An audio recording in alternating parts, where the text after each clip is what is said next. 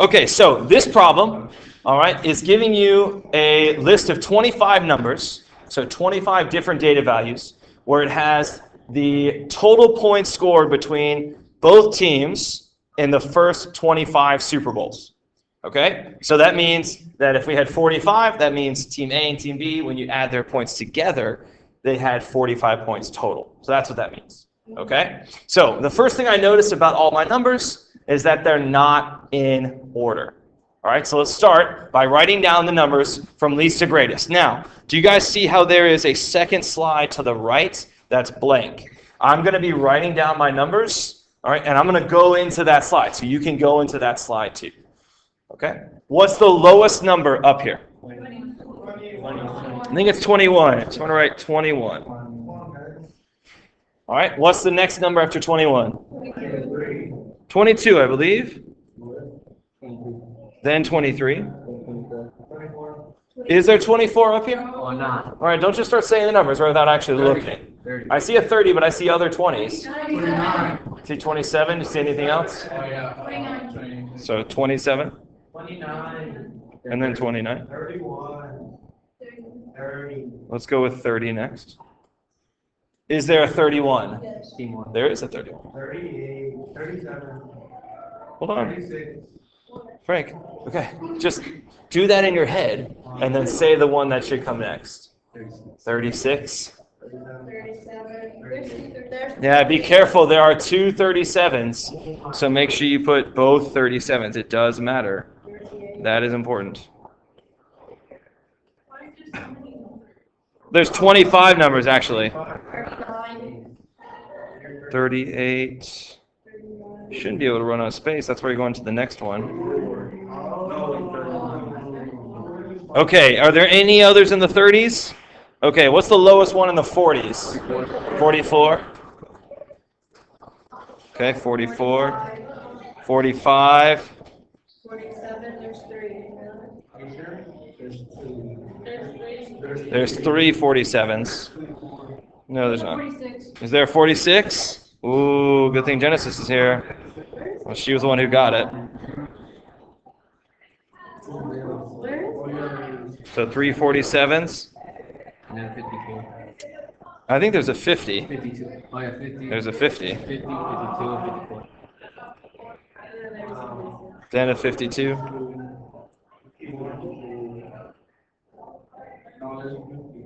There's 54. 56. 59. Oh, yeah. Can't skip it. And then 60. Don't forget the two numbers in the 60s. So it's like, 65. there we go. Okay, so let's count to make sure I have all 25. So 1, 2, 3, 4, 5, 6, 7, 8, 9, 10, 16, 17, 18, 19, 20, 21, 22, 23, 24, 25. Yes. Thank you for your help. Which one? Is it 59? Yes. Okay, now I'm going to use a different color to find the median. All right, so to find the median, I'm going to find the number in the middle. So watch how I do this. I'm going to do the first one and the last one. Then the second one, second to last. I'm going to keep going until I find the one that's in the middle. You can cross them out if you want, but we just did all this work, so I don't want to cross them out again. Oh man, we're getting close. Really? Yes, really. 45. Okay, you keep saying that, and yet No, it's 44. I'm not. Right, you were the one lying. Now, let me show you a cool way to do this. Okay, instead of having to do all that work. All right, how many total data values are there? 25. So what's 25 divided by 2? 12.5. Very good. So if you were to round 12.5, you would end up getting 13. So watch this. I'm going to count for the 13th data value. 1, 2, 3, 4, 5, 6, 7, 8, 9, 10, 11, 12, 13. So the median is 44 points. Okay, so that's the median. Now, yes, It would have been cool if it was 45. 25, and then 66 times 21, and give me So 66 minus 21 is the range, right, which is a measure of spread. All right, but I'm looking for the median, which is a measure of center. All right, and if that happens, Alondra, where your range and your median are the same, that's just a coincidence. Okay, yes, Eviana. So when the numbers are big, you divide it again. You have to, yes, because we're doing all the data values. It does matter. Repeats matter. Yes, Camilla. I did this to find what data value would be my median. Okay? Now, watch this. When I want to find my quartiles, I'm going to switch colors here. Now, I'm going to find my first quartile. So basically, all that's saying is look at your bottom half of data and find the median for your bottom half. Now, do you guys see 44? 44 is the median, so it's not involved in what I'm about to do. Okay? So I'm going to do the same process, but I'm not doing 44. I'm trying to find the middle number for the bottom half. But we have a problem, guys. The middle number is in the middle of these two, because there's two of them. So if you remember from middle school, the way you find this quartile is you find the average of these two. So what is the average of 30 and 31? 30.5. It is 30.5, right in the middle. So the first quartile is 30.5. So what Josue just heard from Genesis, which is correct, is you take 30 plus 31 and divide by 2. So I'm finding the first quartile. So Leslie, the first quartile is the median of the bottom half of data. So this is the bottom half of data. Okay, everything from 21 to 39 is the bottom half of data, just on my desk. Okay? Does that make sense, Leslie? Okay, yes, Clarissa. You're good. Oh, you're back. Say it again. No, so in this case, we had an odd number of data values. So my median is a data value. Okay? But what if I had 26? If I had 26 data values, then my median would have been in between the 13th and 14th one. Okay? So it would have been an average. All right? So if that's the case, then you would actually have included 44 in the bottom half. And we'll do more problems where you'll see that. Okay. Let's move on to find the third quartile. Okay? So we're going to do the same process, but with the upper two. I think I lost my last number, 66, didn't I? Where are you? 66. There you are. Okay. So I'm going to use green for this one. So we do 45 to 66. They're both in the middle. Well, yes, I would expect that after the other one. So it's going to be 50 and 52. So the average of 50 and 52 is my third quartile, which is 51 points. Say it again? I mean, if you know it, I mean, I know that's the middle number. But if you need to do the work, right, it's 50 plus 52 divided by 2. Okay? Cool. So what I want to do now, all right, is I want to switch to the calculator. So I want to show you all the stuff in the calculator. So pick up your yellow calculator, turn it on, and I want you to hit second 0 and reset it. Second 0, enter. Or I think second 0, number 2. Second 0, number 2. Second 0, and then 2. Reset it. Okay? So once you reset it, then I want you to hit data. Hit the button that says data. You good, Leslie? Hit second, the green button. Second 0, and then hit 2. Second 0, and then hit 2. Okay, hit data. Does everyone see data? Everyone click data. You should have nothing in there if you reset it. Okay, nothing's in there. I want you to type in all of these numbers. So you can type them in right here, my list in order, or you can type them in the original. Remember the original ones? You can do that too. It doesn't matter, right? Because the order doesn't matter when you type them in. Okay, so right now, type in all 25 numbers. And No, I mean in list 1, hit 45, then enter, 47, then enter, or hit 21, then enter, 22, then enter. Okay?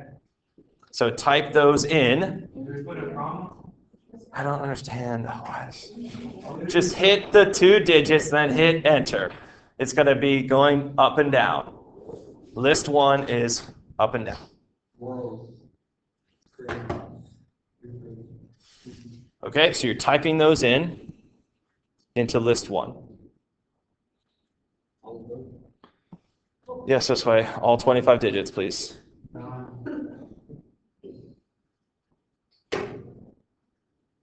And again, this way you can type in the original 25 or the ones in order. It does not matter. Good job, Frank.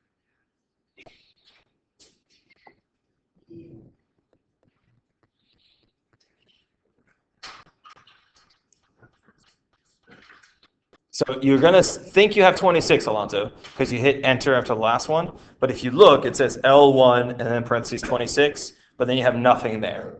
So you don't have 26. Does that make sense? Okay. But you definitely need to hit enter, so that way you know the 25th one made it in. So that's why you get to that point. Okay. So once you have your 25 data values in your list, here's what you do. All right, you're going to hit second. You're going to hit second data. And when you hit second data, it's actually the green one that is statistics or stats. So second data, and you're going to hit one variable statistics, the one that says 1-var stats. That's one variable stat. So hit enter or 1. Okay. And then I have my data. Do you see how it's blinking on list 1? You should have put all of your data values into list 1. So hit enter.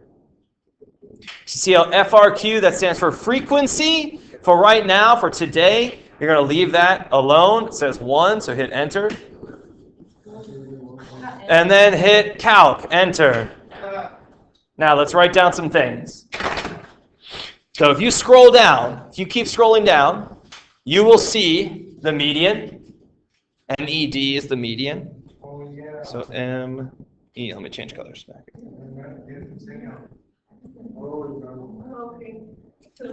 Okay, so you have the median is MED is median. Do you guys see Q1? That's the first quartile. And then Q3 is the third quartile. Okay, does everyone see you have the maximum and the minimum? No, you should see, if you scroll down, you should see min, M-I-N, minimum, and max, maximum. So that should be 66 is the maximum, and 21 is the minimum. Yeah, of like the variable x. Yeah, you're saying this is the one variable. Now, let's do some other things. If you scroll back to the top, so everyone scroll back to the beginning, you should see the letter N. Does everyone see the letter N? This is the number of data values. Yes. So again, Alonzo, that can be a way to check. If you're worried, you should see it's 25 data values. Now, does everyone see X bar? Does everyone see X with a bar on top of it? All right. The X bar is the mean or the average. All right. You're going to need that going forward. The X bar is the mean or the average. All right. And then the other one you need to know is SX. All right. You see the one that says the letter S and then letter X. That's the standard deviation. So these are kind of the main ones you need to know. Okay? So basically, from here on out, if you want to use the calculator, I'll let you use the calculator to find all of this stuff. Yes, Clarissa. Not for this problem, right? But we are going to talk more about standard deviation tomorrow. And yes, like I said, Daviana, it's not necessarily that you have to know how to calculate it. It's that when you look at distributions of one variable, right? If you're comparing two sets of data values, you have to be able to say, okay, that one has a larger standard deviation, or that one has a smaller standard deviation. We're going to get into that tomorrow. Okay?